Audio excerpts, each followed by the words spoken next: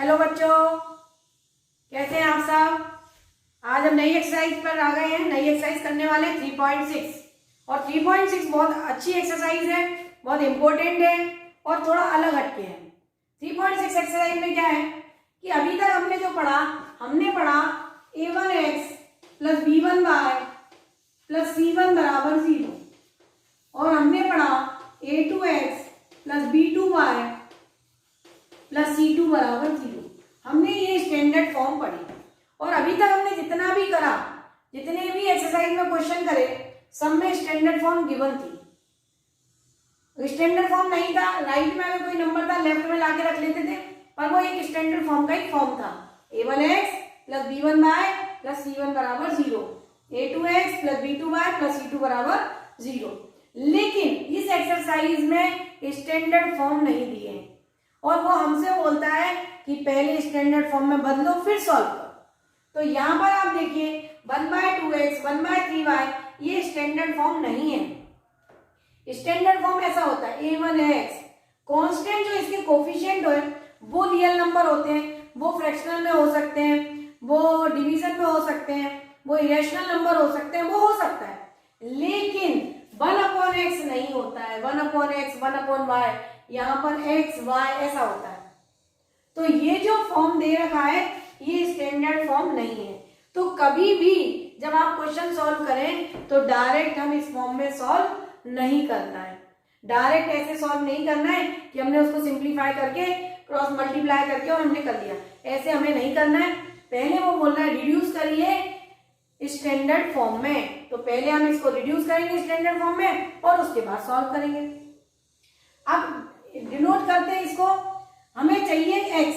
तो देखिए मैंने स्टार्टिंग में भी आपको बताया हुआ है कि वेरिएबल x और y ही नहीं होते हैं। वेरिएबल p q हो सकता है, rs हो सकता है, u v हो सकता है, कोई भी हो सकता है, a भी हो सकता है, कोई भी वेरिएबल हो सकते हैं।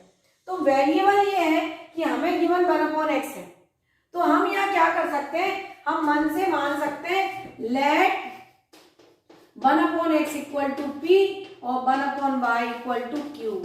तो 1/x और 1/y की जगह अगर हम p और q पुट कर दें तो हमारा नया वेरिएबल के फॉर्म में लीनियर इक्वेशन बन जाएगी। और देखिए अब कैसे बन जाएगी, ये अगर 1/x है, 1/x की जगह हम p रख रहे हैं, तो ये हो गया 1/2p plus 1/3q is equal to 2। अब हम चाहें तो इसका हम क्या ले सकते हैं, एलसीएम। अगर मैंने इसका एलसीएम लिया तो ये हो गया 3p plus 2q equal to 12। तो ये हमारी जो इक्वेशन 1 थी ये हमारी हो गई थर्ड नंबर इक्वेशन। ये इक्वेशन 1 है और ये इक्वेशन हमारी 2 गिवन थी। गिवन इक्वेशन से थर्ड इक्वेशन को हमने क्या करा, स्टैंडर्ड फॉर्म। अब आप देखिए ये स्टैंडर्ड फॉर्म दिखाई दे रहा है, a1x plus b1y minus c1 equal to 0। तो यहाँ पर ये फॉर्म और ये फॉर्म एक सी हो गई, बस एक्स वाई की जगह हमारे वेरिएबल क्या आ गए, पी क्यू। और variable P Q R S U V कुछ भी हो सकते हैं, वेरिएबल एक्स और वाई ही नहीं होते। जितने भी वेरिएबल हैं, जितनी भी एबीसीडी में नंबर आते हैं, हम सबको वेरिएबल के फॉर्म में ले सकते हैं, नाम है। और इसको हम क्या होता है कि वैल्यू फिक्स नहीं होती, हम इसकी वैल्यू निकालते हैं। तो ये वैल्यू हम पी और क्यू की पहले निकालेंगे और पी और क्यू की वैल्यू यहाँ रख देंगे। उसने पूछा हमसे एक्स वाई है तो हमारा एक्स वाई फाइंड हो जाएगा। तो पहली इक्वेशन को हमने स्टैंडर्ड फॉर्म में रिड्यूस कर लिया। अब हम दूसरी इक्वेशन को करते हैं, तो दूसरी इक्वेशन हो जाएगी हमारी 1/3p plus 1/2q equal to 13/6। अब इसका हम एलसीएम लेंगे तो ये हो जाएगा 2p plus 3q is equal to 13।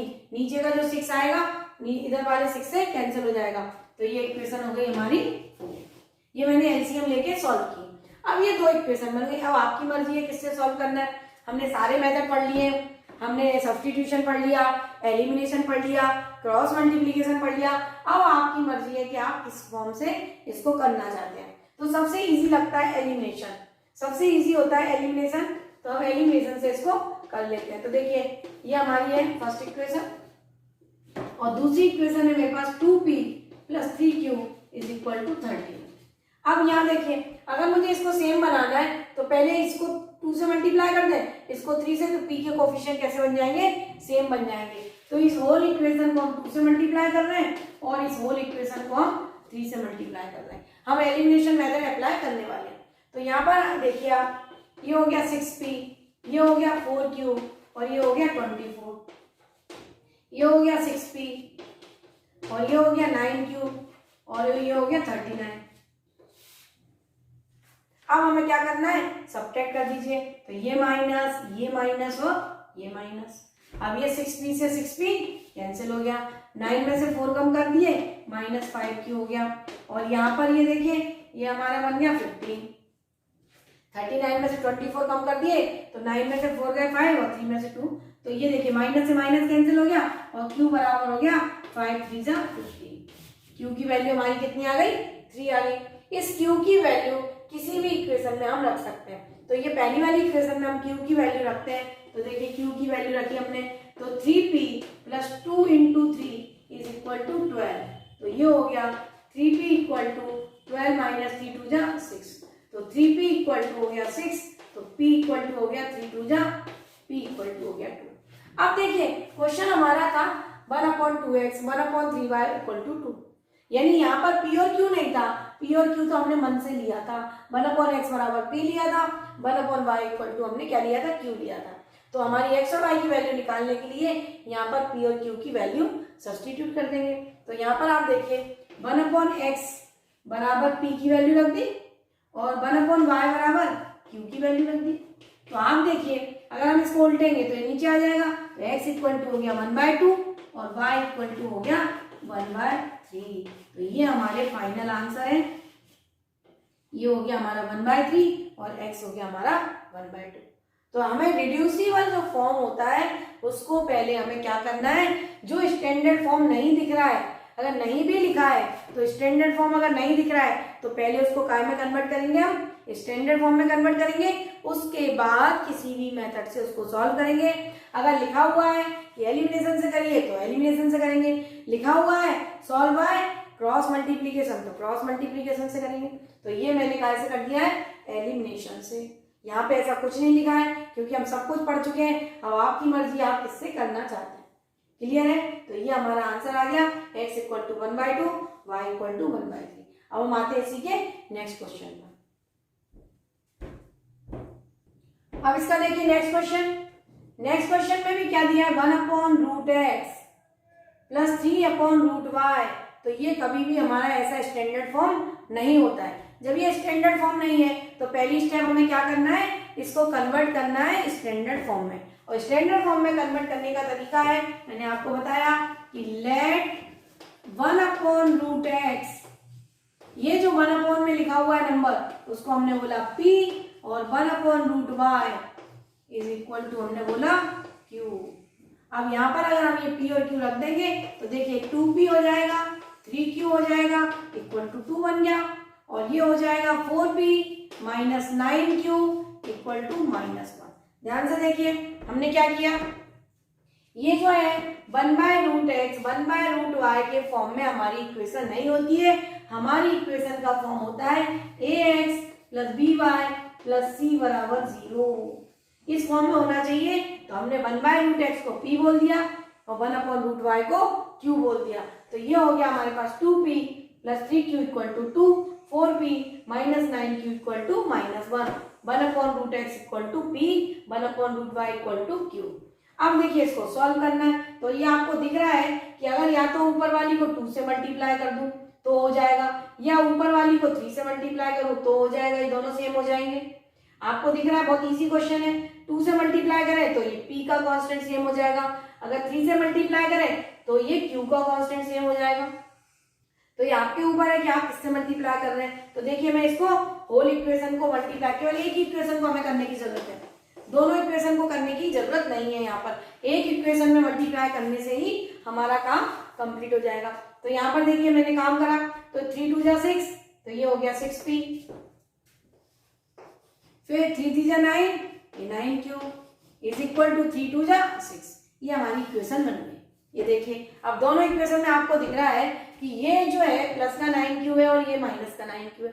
अगर हम इन दोनों इक्वेशन को ऐड कर दें तो q वाला टर्म कैंसिल हो जाएगा, अगर हम इन दोनों इक्वेशन को ऐड कर दें तो ये q वाला टर्म कैंसिल हो जाएगा। तो हमने ऐड करा तो ये और ये टर्म कैंसिल हो गया, और 6 और +4 ये 10p बराबर ये देखिए -1 और +6 ये 5 हो गया। तो P की जो वैल्यू है P इक्वल टू आ गया 5/10 यानी कि P इक्वल टू हो गया 1/2। जो P की वैल्यू है वो हमारी क्या आ गई 1/2। अब P की जो वैल्यू है वो किसी भी एक इक्वेशन में रख दीजिए तो क्या आ जाएगा हमारा Q आ जाएगा। अब हम ये फर्स्ट इक्वेशन में रखने वाले हैं 2 × 1/2 फर्स्ट इक्वेशन में रखना है plus 3Q is equal to 2। ये है ये 2 से 2 कैंसिल हो गया, ये 1 इधर आके क्या हो गया माइनस, तो 3Q इक्वल टू 2 - 1 तो Q इक्वल टू 1/3। ये Q की वैल्यू आ गई, ये आ गई हमारी Q इक्वल टू 1/3 और P इक्वल टू 1/2। अब ये हमने माने हुए वेरिएबल है वो है ये, ओरिजिनल वेरिएबल तो x है तो यहाँ पर हम क्या करेंगे वैल्यू रखेंगे। आप देखिए 1/√x इक्वल टू 1/2। अब यहाँ पर देखिए 1/√y इक्वल टू 1/3। अब इसको सॉल्व कैसे करें, इसको सॉल्व करने का देखिए आप कि अगर रूट हटाना है तो स्क्वायरिंग बोथ द साइड करना पड़ता है, अगर रूट हटाना है तो क्या करना पड़ता है स्क्वायरिंग बोथ द साइड। तो हमने क्या कर दिया स्क्वायरिंग बोथ द साइड कर दो, स्क्वायरिंग बोथ द साइड कर दिया। तो देखिए 1/x बराबर हमारा हो गया 1/4 तो देयरफॉर x बराबर हो गया 4 और 1/y इक्वल टू हो गया 1/9 तो इसलिए हमारा ये 1/y इक्वल टू हो गया 9। तो ये हमारी x और y की वैल्यू आ गई, जो कि उसने x और y पूछा था, हमसे p और q नहीं पूछा था। p और q हमने नए वेरिएबल लेके पहले इक्वेशन को सॉल्व करा, उसके बाद ओरिजिनल जो फॉर्म था उसमें हमने इसकी p और q की वैल्यू रख दी। अब ये रूट में है तो रूट में हटाने के लिए, रूट को हटाने के लिए हमेशा क्या करना पड़ता है स्क्वायर करना पड़ता है। तो स्क्वायरिंग बोथ द साइड करने से ये 1/x इक्वल टू p² हो गया और 1/y इक्वल टू q² हो गया। तो y की वैल्यू आ गई 1/q² और x की वैल्यू आ गई 1/p²। तो हमारी ये वैल्यू आ गई x equal to 4 y equal to 9। अब हम आते हैं इसके नेक्स्ट पार्ट पर। देखिए थर्ड पार्ट है हमारा क्वेश्चन नंबर 1 का। अब इसमें भी देखिए एक वेरिएबल तो क्या है y ऐसा सिंपल लिखा हुआ है by जैसे चाहिए, लेकिन एक जो है ax की जगह 1/x लिखा हुआ है तो केवल एक को बदलेंगे। अब दोनों को बदलने की हमें जरूरत नहीं है, जो नहीं है उसको हम बदल लेंगे। तो हमारा वेरिएबल जो है उसके हिसाब से हमारी स्टैंडर्ड फॉर्म हो जाएगी। तो यहाँ पर देखिए केवल एक को बदलने वाले हैं हम, यहाँ पर दोनों को नहीं बदलना है। Late 1/x equal to p, केवल बस एक को बदलेंगे। ऐसा नहीं है कि उठा के उसको भी बदल दिया, अरे वो तो स्टैंडर्ड फॉर्म जैसा दिख रहा है ना by + c, वो तो दिख रहा है, लेकिन ये जो है 1/x इसको हमने काय में बदलना है p में बदल लिया। तो ये हो गया मेरा 4p + 3y इक्वल टू 40 और दूसरा हो गया मेरा 3p - 4y is equal to 23। अब ये देखिए हमारा दो वेरिएबल आ गए p और y। मैंने आपको पहले भी बोला है x और y हर बार जरूरी नहीं है, वेरिएबल अब हमारा हो गया p और y, लेकिन स्टैंडर्ड फॉर्म दिखाई दे रही है ax + by + c बराबर 0, a1x + b1y + c1 बराबर 0, a2x + b2y + c2 बराबर 0। ये हमारी स्टैंडर्ड फॉर्म का फॉर्म है, तो ये दिख रहा है। अब हमें सॉल्व करना है, तो आप ये देखिए कि या तो ऊपर वाली को 3 से मल्टीप्लाई करें और नीचे वाली को 4 से मल्टीप्लाई करें तो ही ये सॉल्व होगा। अब मैं आज इसको सब्स्टिट्यूशन से कर देती हूँ। आप देखिए यहाँ पर 4y इक्वल टू, या एलिमिनेशन सबसे इजी होता है, एलिमिनेशन से कर लेते हैं। यहाँ पर 3 से मल्टीप्लाई कर दो और यहाँ को यहाँ 4 से मल्टीप्लाई कर दो। हमें तो क्या है कोफिशिएंट सेम बनाने रहते हैं, कोफिशिएंट अगर हम सेम बना दें तो हमारा काम आसान हो जाता है। तो यहाँ पर हमने कोफिशिएंट सेम बनाया तो ये हो गया 4 × 3 = 12 + 3 × 3 = 9 और ये 42 और ये हो गया हमारा 4 × 3 = 12 माइनस 4 × 4 = 16 और ये हो गया हमारा 92। अब यहाँ पर देखिए ये जो दोनों हैं, यहाँ पर अगर हम देखें तो यहाँ पर आप देखोगे तो ये और ये बराबर है, लेकिन इनकी साइन जो है वो साइन कैसे सेम साइन है, यानी हमें क्या करना पड़ेगा सब्ट्रैक्ट करना पड़ेगा। दोनों सेम साइन है, हमें सब्ट्रैक्ट करना पड़ेगा। तो ये माइनस जाएगा, ये प्लस जाएगा और ये माइनस जाएगा। क्लियर है? तो यहाँ पर आप देखिए, यहाँ पर आप देखिए 12p से 12p कैंसिल हो गया, ये 12p से 12p कैंसिल हो गया और ये जो है ये कितना हो गया 25y, ये कितना हो गया 25y और ये आएगा हमारा माइनस में, ये आएगा 50। तो y इक्वल टू वैल्यू आ गई 2। y इक्वल टू हमारी वैल्यू आ गई -2। अब ये जो y की वैल्यू है वो इस इक्वेशन में रख दो तो p की वैल्यू आ जाएगी। एक वेरिएबल निकल गया, एक वेरिएबल निकलने के बाद किसी भी इक्वेशन में हम उसकी वैल्यू रख सकते हैं, तो हम इस वाली में रख रहे हैं। तो 4p प्लस 3 इंटू -2 बराबर 14। ये देखिए हमने इसमें वैल्यू रख दी। फर्स्ट वाली जो इक्वेशन है 4p plus 3y equal to 14, 4p ऐसे ही रहा और 3 इंटू वाई, वाई की वैल्यू है -2, ये 14। तो 4p इक्वल टू 14 प्लस ये 6 हो गया, तो ये हो गया 4p बराबर 20, तो p बराबर हो गया 20/4, तो ये आ गया हमारा 5। p की वैल्यू जो आ गई हमारी 5, p की वैल्यू 5 आ गई।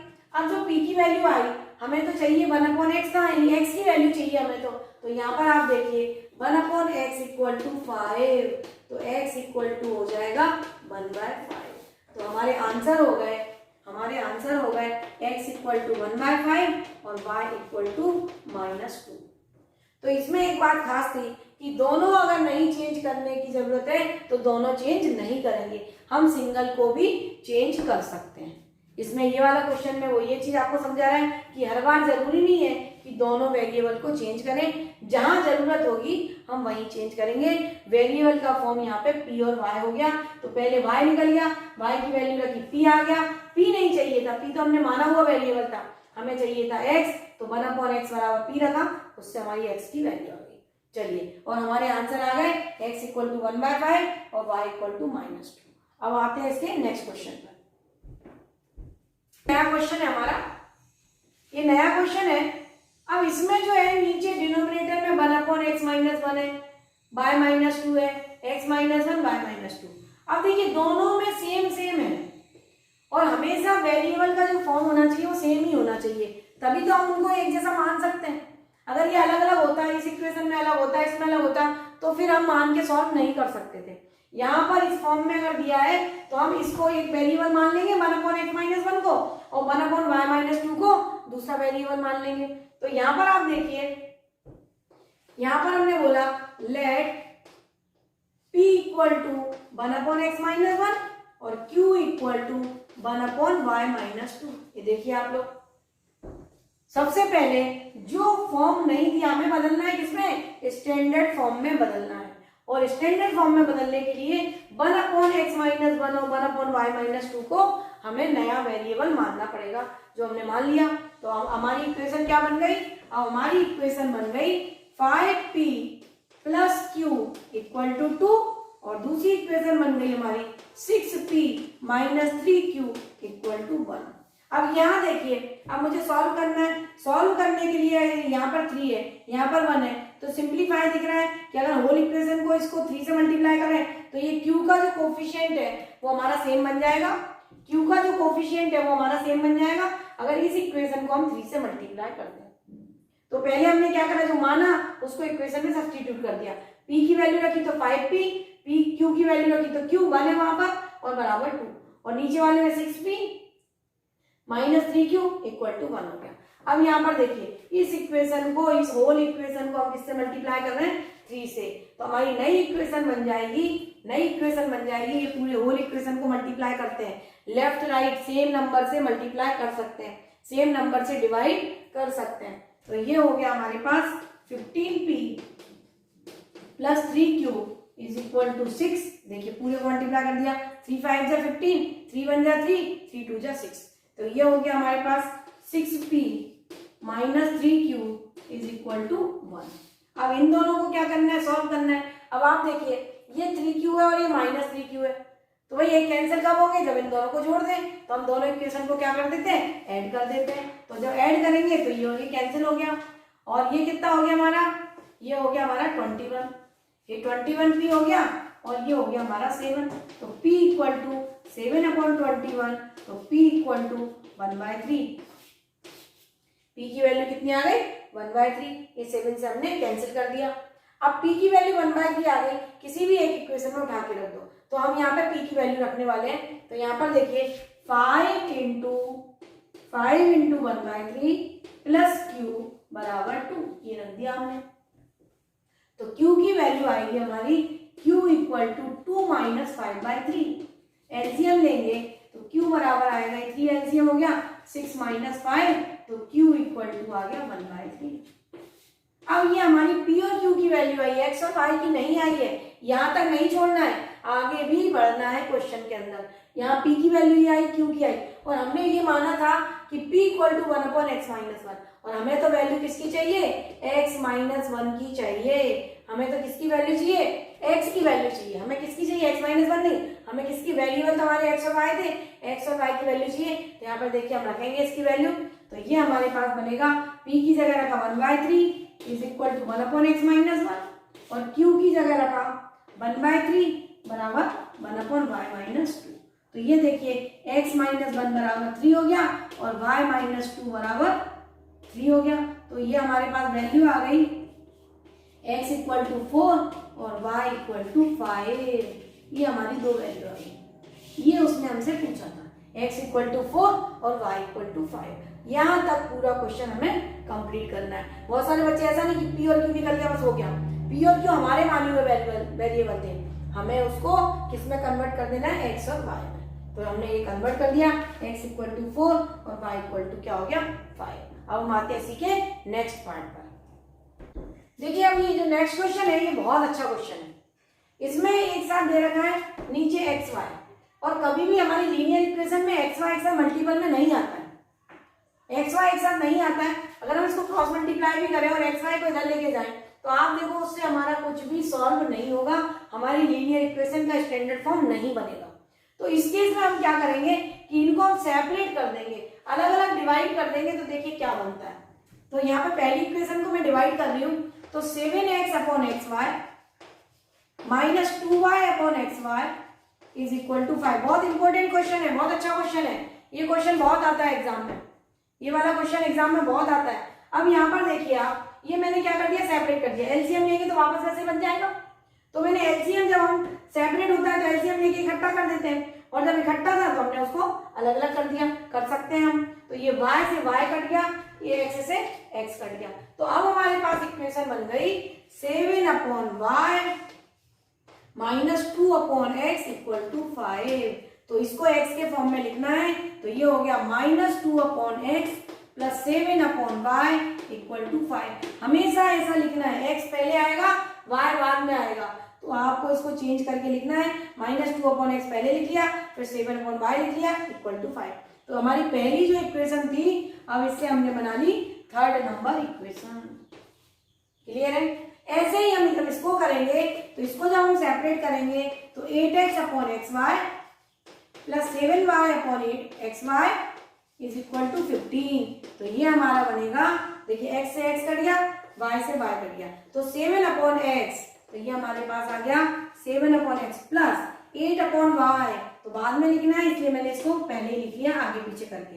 7 upon X 8 upon Y equal to हमारा हो गया 15, और ये हमारी नई इक्वेशन बन गई 4।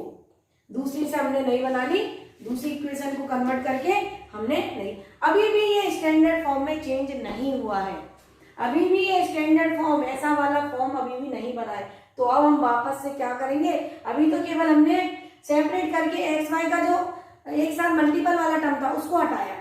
अब हमारे पास 1 अपॉन एक्स है, 1 अपॉन वाई है, तो जो फर्स्ट नंबर क्वेश्चन मैंने कराया उसके तरीके से इसको करेंगे। तो यहाँ पर देखिए let 1 upon X equal to P और 1 अपॉन वाई इक्वल टू क्या करेंगे, क्यू रख देंगे। तो हमारे पास इक्वेशन बन जाएगी, हमारी इक्वेशन बन जाएगी minus 2p plus 7q equal to 5, और दूसरी इक्वेशन बन जाएगी 7p प्लस 8q बराबर 15। देखिए क्या करा हमने, 1 अपॉन एक्स बराबर p है तो 1 अपॉन एक्स बराबर p रखा, तो ये हो गया minus 2p। 1 upon Y equal to q, तो ये हो गया 7q बराबर 5। ये ध्यान रखना है कि ये जो आगे पीछे हो जाता है ये हमें x और y में लिखना है, नहीं तो बच्चे मान रहे हैं 1 अपॉन एक्स बराबर p और लिख रहे हैं 1 अपॉन वाई की जगह। वो बच्चे वो वाली गलतियां भी बहुत करते हैं, तो फाइनल आंसर में गलती हो जाती है। हम जो x की वैल्यू y बोलते हैं, y की वैल्यू को x बोलते हैं, तो वहां हमारा एक नंबर कट जाता है। तो ये ध्यान रखना है कि पहले हमको इसको चेंज करके लिख लो, क्योंकि यहाँ y पहले आ रहा था, x ऐसा आ रहा था, तो x को हमने पहले लिख लिया, y को हमने बाद में। ऐसे ही हमने यहाँ पे करा, यहाँ y पहले आ रहा था, x बाद में आ रहा था, तो हमने x और y को सीक्वेंस में लिख लिया एक के बाद एक। और फिर 1/x बराबर p, 1/y बराबर q, तो 7p 8q बराबर 15। अब ये देखिए ये हमारा क्वेश्चन हो गया। अब इसको हमें सॉल्व करना है, तो सॉल्व करने के लिए अगर एलिमिनेशन लगाते हैं तो यहाँ 7 से मल्टीप्लाई करना है और इसको हमें 2 से मल्टीप्लाई करना है। तो थोड़ा सा लेंथी होता है ये वाला पार्ट का क्वेश्चन, क्योंकि यहाँ पहले हमें सिंपल बनाना है इक्वेशन को, फिर उसको रिड्यूस करना है स्टैंडर्ड फॉर्म में। ये रिड्यूस हो गया स्टैंडर्ड फॉर्म में, -2p + 7q - 5 = 0, 7p + 8q - 15 बराबर 0। लेकिन हम सॉल्व करते वक्त उसको नहीं भी लिखते हैं तो भी हमारा आंसर सही आता है। तो पहले तो अब हम क्या करें, एलिमिनेशन मेथड कर रहे हैं, तो 7 से मल्टीप्लाई कर दो और इसको 2 से मल्टीप्लाई कर दो। ये 7 से मल्टीप्लाई करा और ये 2 से मल्टीप्लाई करा, तो हमारे पास इक्वेशन बन गई -14p + 49q = 35, 49q = 35। ये हमारी इक्वेशन बन गई। 7 से मल्टीप्लाई करा, 7 2 जा 40, माइनस है तो माइनस लग गया, 7 7 जा 49, 49q, 7 5 जा 35। फिर हमारी नई इक्वेशन बन गई 7 2 जा 14p + 8 2 जा 16q = 30। और अब देखिए यहाँ पर इनका p का जो कोफिशिएंट है वो सेम है और अपोजिट साइन है, एक प्लस है और एक माइनस है। तो दोनों इक्वेशन को हमें क्या करना है, ऐड करना है। तो दोनों इक्वेशन को हम ऐड कर दें, तो ये p और ये -14p कैंसिल हो गया। अब ये आ गया हमारा, तो ये हो गया 65q = हो गया 65, तो q = आ गया हमारा, q की वैल्यू आ गई 1 और इस q की वैल्यू को किसी भी इक्वेशन में रख दीजिए। इस पहली इक्वेशन में रख दें तो आ जाएगा p की वैल्यू आ जाएगी। तो यहाँ पर देखिए ये -2p + 7 × q की वैल्यू कितनी है 1, q की वैल्यू 1 = 5।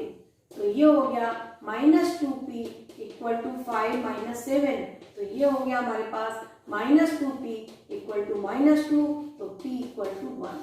ये p = 1 आ गया और q = 1 आ गया। तो हमने जो बोला था 1/x बराबर p, सो देयरफॉर 1/x बराबर 1 और 1/y बराबर 1। तो हमारे पास x = 1 और y = 1। देखिए आंसर बड़ा छोटा सा आ रहा है, x = 1, y = 1, लेकिन जब हम इसको करने गए तो देखिए पूरा 3 पेज में जाएगा ये क्वेश्चन।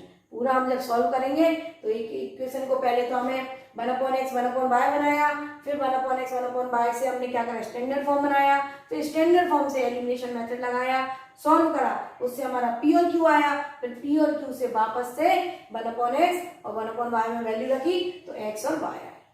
तो बहुत अच्छा क्वेश्चन था। अब हम बढ़ते हैं इसके नेक्स्ट क्वेश्चन की तरफ। अब हमारा क्वेश्चन है 6x + 3y = 6xy, 2x + 4y = 5xy। अब देखिए यहाँ तो हमें सही दिख रहा है x और y, ये लीनियर इक्वेशन का फॉर्म दिख रहा है, ax + by + c = 0, ये फॉर्म दिख रहा है। लेकिन यहाँ पर मल्टीपल में दिख रहा है x × y, जो कि सही नहीं है। x y कभी भी इसके साथ में एक साथ नहीं होता है, ये सिंगल वेरिएबल होता है, तभी इसको लीनियर इक्वेशन 2 वेरिएबल बोला जाता है। सिंगल एक्स वाई मल्टीपल हो जाएगा, पावर 2 हो जाएगी, तो ये लीनियर इक्वेशन नहीं कहलाएगी, तो ये लीनियर इक्वेशन का फॉर्म नहीं है। अब क्या करें कि ये जो है इस फॉर्म में हमें कन्वर्ट हो जाए। तो अभी देखिए मैंने पिछला क्वेश्चन आपको कराया, पिछले क्वेश्चन में हमने क्या किया कि जो एक्स वाई था वो नीचे था, हमने उसको सेपरेट कर दिया था। अब इस क्वेश्चन में हम क्या करें, whole equation divided by X Y, whole equation divided by X Y, whole equation ये भी एक्स वाई से डिवाइड कर दो, ये भी, तो देखो इसको एक्स वाई से डिवाइड करें 6x/xy, इसको एक्स वाई से डिवाइड करें 3y/xy, और इसको एक्स वाई से डिवाइड करें तो 6xy/xy। Whole equation divided by linear equation में दोनों साइड हम सेम नंबर से मल्टीप्लाई, सेम नंबर से डिवीजन कर सकते हैं। तो ये एक्स वाई से एक्स वाई कैंसिल हो गया, ये वाई से वाई कैंसिल हो गया, ये एक्स से एक्स कैंसिल हो गया। अब मैंने आपको बताया था एक्स को पहले लिखना है, तभी हमारा सही रहेगा, नहीं तो बाद में आंसर निकालने में हम गलती करते हैं। तो ये देखिए 3/x है, तो मैं यहाँ पे 3/x लिख लेती हूँ पहले, और इसको हम बाद में लिख लेते हैं 6/y लिख लेते हैं = 6। ये हमारी हो गई इक्वेशन नंबर 1। इसको हमने पहले इस फॉर्म में बदल लिया। क्लियर है? तो अब दूसरी इक्वेशन बदलना है, ये दूसरी इक्वेशन है, इसको भी हम डिवाइड करेंगे तो 2x upon X Y plus 4y upon X Y equal to 5xy upon X Y. ये हमने डिवाइड कर दिया, एक्स वाई से एक्स वाई कट गया, y से y कट गया, x से x कट गया।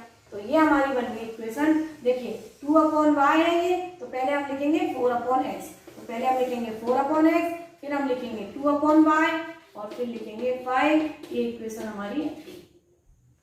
अभी तो हमने केवल x और y के फॉर्म में बनाया, x y जो मल्टीपल में दिया था उसको हटाया।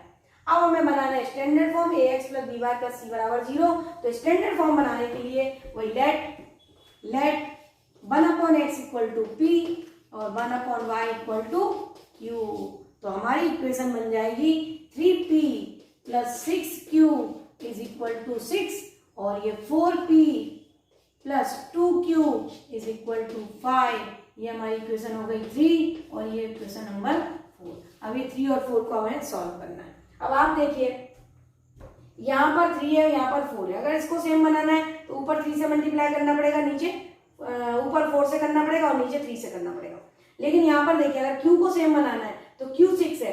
अगर इस वाली इक्वेशन में हम 3 से मल्टीप्लाई करते हैं तो 3 2 जा 6, q का एलिमेंट सेम बन जाएगा, q का जो कोफिशिएंट है सेम बन जाएगा। तो दोनों में मल्टीप्लाई ना करके हम क्या करें, सिंगल इक्वेशन में ही मल्टीप्लाई कर लेते हैं और हम q के कोफिशिएंट को सेम बना लेते हैं। तो यहाँ पर हम केवल इसी इक्वेशन में मल्टीप्लाई करने वाले हैं, हम केवल इसी इक्वेशन में मल्टीप्लाई करने वाले हैं। इसमें हम किससे मल्टीप्लाई कर दें, 3 से मल्टीप्लाई कर दें। 3 से मल्टीप्लाई करेंगे तो ये देखिए ये सेम बन जाएगा, हमारा काम हो गया। मतलब दोनों में जरूरत नहीं है कि हम इसमें भी करें इसमें भी करें, हमें पहले चेक कर लेना चाहिए कि आसानी से कौन सा जल्दी सॉल्व हो जाएगा। तो यहाँ पर आप देखिए कि अगर हम यहाँ 3 से कर दें तो ये 3 2 जा 6 बन जाएगा, हमारा सेम बन जाएगा। तो यहाँ पर देखिए हमने सेम बनाने के लिए ये 3p, उसमें तो कुछ भी चेंज नहीं करा है, तो ये हमारा वैसा का वैसा ही है। तो ये हो गया हमारा 3p plus 6q is equal to 6 है। अब ये दूसरी इक्वेशन है तो 4 3 जा 12, तो 12p प्लस 3 2 जा 6q बराबर 5 3 जा 15। तो ये माइनस और ये माइनस, दोनों सेम साइन है तो हमें क्या करना पड़ेगा, सब्ट्रैक्ट करना पड़ेगा। दोनों हमारे सेम साइन है तो सब्ट्रैक्ट करना पड़ेगा। तो ये 6q से ये वाला कैंसिल हो गया और ये -12 है, ये 3 तो -9p हो गया और ये हमारा आ गया -9। तो p इक्वल टू हो गया 1, p इक्वल टू हमारा 1 आ गया। वापस से किसी भी इक्वेशन में हम वैल्यू रख दें, तो सपोज मैं इस पहली वाली में रखनी वैल्यू, तो 3 × 1 plus 6q is equal to 6। तो ये हो गया 6q इक्वल टू 6 - 3, तो 6q इक्वल टू हो गया 3, तो q इक्वल टू हो गया 3 2 जा 6 1/2। q की वैल्यू हो गई 1/2, p की वैल्यू हो गई 1। अब ये हमने जो माना हुआ था let 1 upon X equal to p, तो यहाँ पर हम वैल्यू रख देंगे 1 अपॉन एक्स इक्वल टू 1 और ये 1 upon Y equal to 1/2, 1 upon Y equal to q और q की वैल्यू है 1/2 रख दीजिए। तो x इक्वल टू 1 और y इक्वल टू आ गया 2। ये देखिए हमारा आंसर आ गया, x equal to 1 y equal to 2। तो आज हम यही कंप्लीट करते हैं इस लेक्चर को। इसके बाद जो इसकी बची हुई रिमेनिंग जो क्वेश्चंस हैं 3.6 एक्सरसाइज के 2 क्वेश्चन तो इसी के बचे हुए फर्स्ट के पार्ट, और कुछ वर्ड प्रॉब्लम बची हुई हैं तो उसको हम लेके जाएंगे नेक्स्ट लेक्चर में। उसके बाद 3.7 है हमारी ऑप्शनल एक्सरसाइज जो बहुत इंपॉर्टेंट है और उसको भी मैं करवाऊंगी। ऑप्शनल एक्सरसाइज से भी क्वेश्चन आते हैं, बहुत सारे स्कूल वाले ऑप्शनल एक्सरसाइज को नहीं करवाते हैं और बहुत सारे करवाते भी हैं, तो आपको कंपलसरी करना है क्योंकि बोर्ड एग्जाम में ऑप्शनल एक्सरसाइज से क्वेश्चन आते हैं। क्लियर है? तो हम नेक्स्ट लेक्चर जो मेरे आएंगे उसमें हम करेंगे ऑप्शनल एक्सरसाइज। तो मेरे साथ बने रहिए बच्चों। Thank you.